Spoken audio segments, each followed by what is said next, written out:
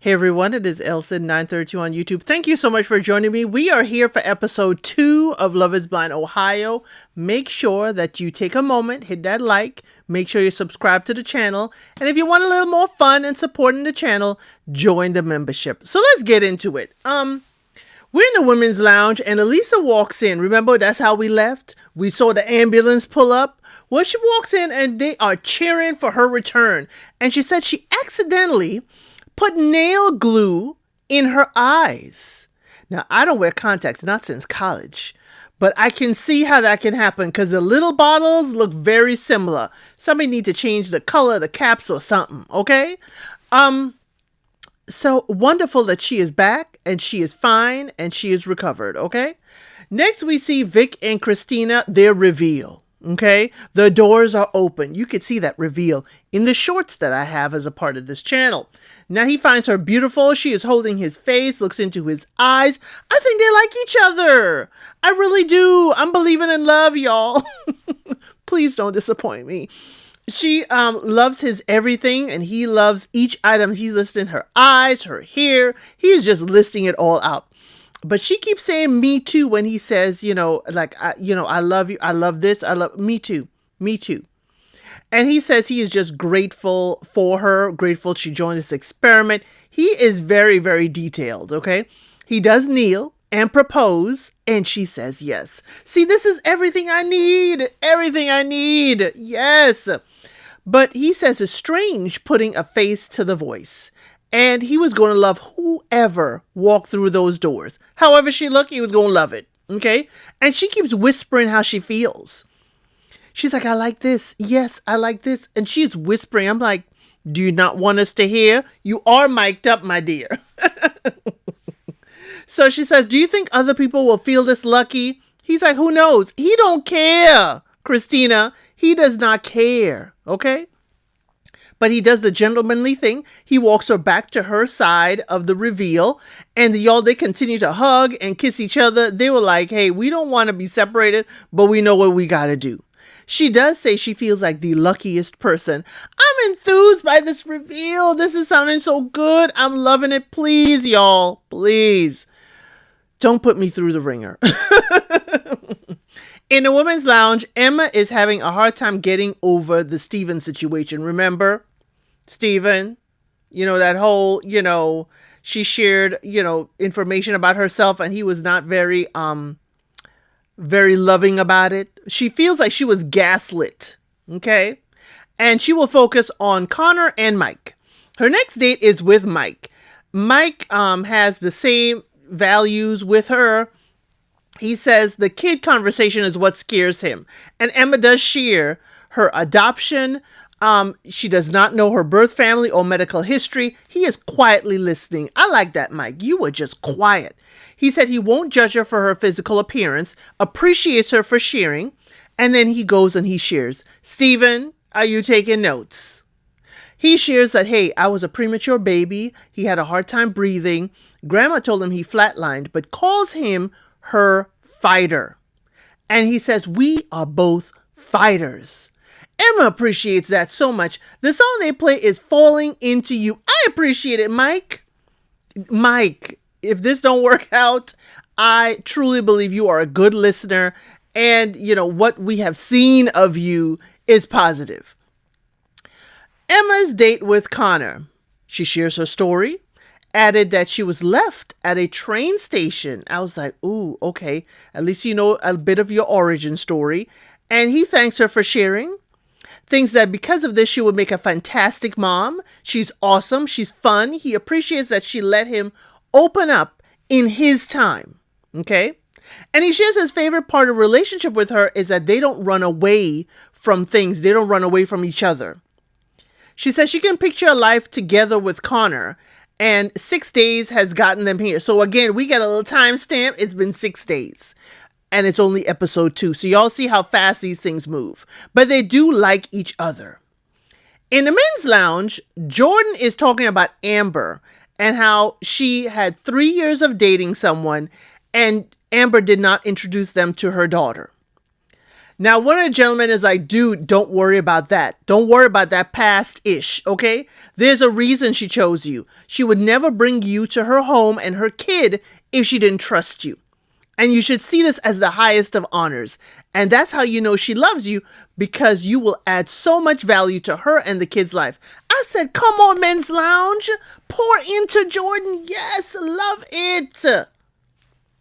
Jordan likes that pep talk. It put a little pep in his step. He said he admitted that when he came into the experiment, that he said having a kid was a deal breaker. And now here he is. She's been telling him so much about Emma, and now he feels excited about the possibility of being a stepdad. Now, Jordan and Amber are the next date. Okay, Amber says he's understanding, and they talked about finances and how they both have messed up financially in the past. I think that's a positive conversation for them to have. I don't need to hear the conversation, but to know they had it and they resolved it is wonderful. Now, he says he would date, any kind of lady. He does not have a pickings of exactly, brunette or blonde or otherwise. She shares how she was made fun of as a kid with her red hair, and how she had judgment on having her daughter out of wedlock. Back then, Amber was only 7 years ago, you said. I thought we had gotten out of that, but I don't know where she is coming from in Ohio. Now, he shares his challenges with learning when he grew up, and when he was growing up, and that a teacher called him, and y'all, I hate using this word, but this is what he said in the pods. A teacher called him stupid, and an ex reaffirmed that too. Okay, that was, and I'm like, Amber, that they're a piece of crap people for saying that to him as a kid and as a young man. Okay, he said, but when he got his degree, he felt really good. And I'm like, yes, you earned that, not got. I'm gonna need you to change that up, Jordan. You earned that degree. And he said he has not found his path professionally. Now, she does understand his journey. They're both a little weird, she admits, but she, doesn't understand him like in her voice. She thinks she has a very, her words, country voice, and he loves it. It soothes him. Don't question it, Amber. Now, she thinks maybe they could have swiped right on each other. He said, his dating range wasn't that far out where she lives. I said, is that a little jokey dig as to how far she's living? Amber said, that's your problem. Why you didn't find me? Because you didn't have a long enough range. In the woman's lounge, they want to talk about if folks are dating each other's man. I said, y'all, can we stop? It's only day 6. We have 10 days in these pods? Okay. Am I your number one or your backup? Lady, stop. Focus on your connection with the man. We see Kevon and Tyler. He doesn't want to feel like he's taking her away from her great career. In episode 1, she said she will leave her great corporate job and move for love and marriage. She said, hey, it's not a hard decision. He's like, what if we can't have kids? They moved on to the kids conversation. She's like, I will cry me a river and then find my purpose and path. She said she feels called to be a mother.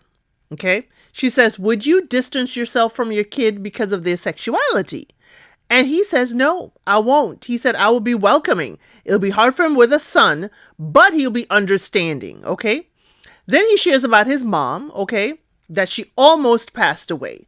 Now he shares a very, heartwarming, yet he said it in a funny way, that he got suspended from school. He spent 4 periods straight in PE. He played basketball all day. And so he was suspended and he was home. Now, when he was home, his mom unfortunately passed out. He called the ambulance, and the doctor said if he was not home, his mother would have passed away without receiving care early. Okay. Mom, unfortunately, had to have her foot amputated, but that all made him grow up at 18. He became the man of the house, and he admits to not having strong feelings in this process for, more than one person. Okay. So that was a lot to unpack there with Kevon. I appreciate him talking to Tyler about this. She was very open and understanding. I'm liking this so far. In the women's lounge, Tyler's asking the woman if they're dating Kevon. Are you dating him? No, you don't give me Kevon vibes. I said, girl, stop hunting down other women. Now, Kia is sitting in the corner on the couch, listening and overhearing this, if the frames are in the same time. Kevin says Tyler is his number one, and it's important to let Kia know he has stronger feelings for Tyler. So the next date is Kevin and Kia. Now she's happy to hear it was him that the date was. He wants to let her know what's going on. And she said, hey, this is an experiment.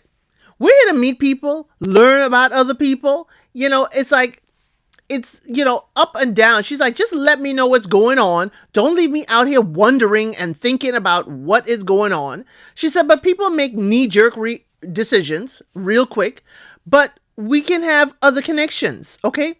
And you can have another connection and get to know me as well.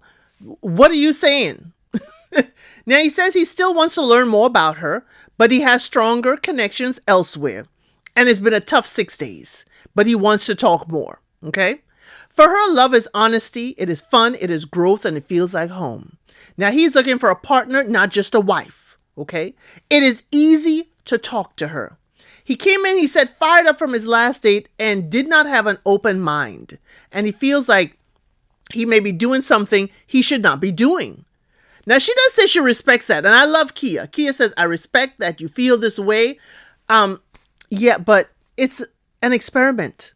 It's an experiment where you signed up to date a lot of people. Okay? Okay? So she's like, you shouldn't feel, jarred, but it's day 6. So it kind of makes sense. Kia says he finds it refreshing and it's easy to talk to her about feelings. In the men's lounge, Jordan is cooking and the men are excited. And I'm like, how often has Jordan been cooking? Because somebody said, can I lick the bowl? Now, he says he learned a lot from his mom and grandma, and cooking is his love language. Amber shares the cookies with the other lady, said her man made those cookies. Yes, Amber, tell him, my man made these cookies, and I'm sharing it with you. She says no one has done that for her before. And I felt a twinge. I was like, ooh, Amber. No one has cooked for you before? Wow. Now, we see Jordan and Amber.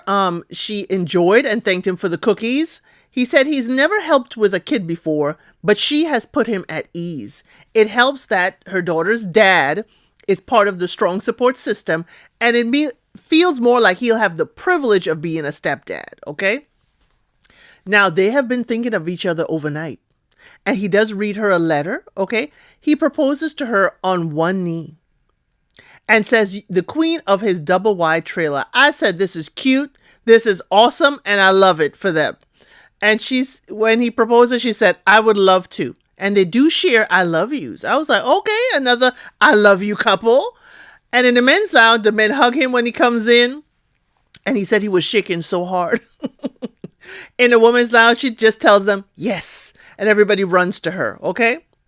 Now, also, we see Tyler is sharing about Kevin and that she has woken up with complete clarity. That is her man. I was like, okay. Okay. Kevin and Kia have a date. They have a dinner date. He says he's not sharing in the men's lounge because he wants to be protective of this experience and this experiment. And he doesn't want to mess with people, mess with their time or their hearts. Kia said, hey, we all signed up for this. He agrees that he is definitely overthinking. Kia said, would your mom be proud of you in the process? Kia, stop. This is starting to sound like an interview-like questioning. I need you to soften up, girl. And here's why, y'all. I see myself in Kia. Kia, I can see myself in you. A lot of the traits, and you can't be like interviewee. I need you to open up and soften up, okay? He does share with Kia his mom's health journey, which we talked about earlier. And, she says she supports him and that, hey, he made the situation better, okay? She does open up. I said, okay, whew, but now we got to see how. She said her dad passed when she was 15. Her mom has been battling addiction and grandmother raised them. Guessing she has siblings, okay? Now, her dad was a watch guy, and she said that his phrase was that watches remind you of the time you have. She said forever she never had a watch.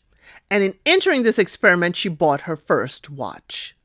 She said she was looking for the perfect one all this time, and she was just not ready until now. She said she's ready to open up and be present and to show up in tough conversations. I said, this was lovely, Kia. Love it. And Kevin does too. He says, you are a conqueror and truly something special. This was nice. And I was like, ooh, nice.